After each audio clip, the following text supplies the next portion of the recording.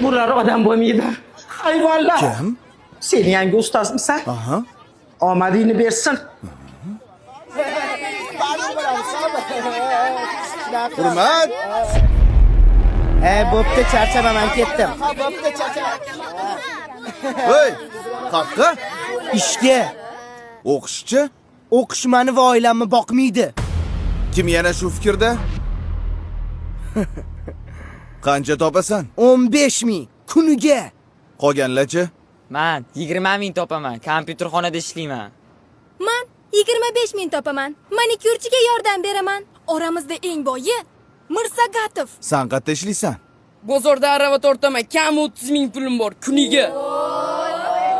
Sizlar bu narsalarni faxrlanib gapiryapsizlarmi, bolalar? Nima? Qornimizni to'ydirmaydigan 5 lar bilan faxrlanaylikmi?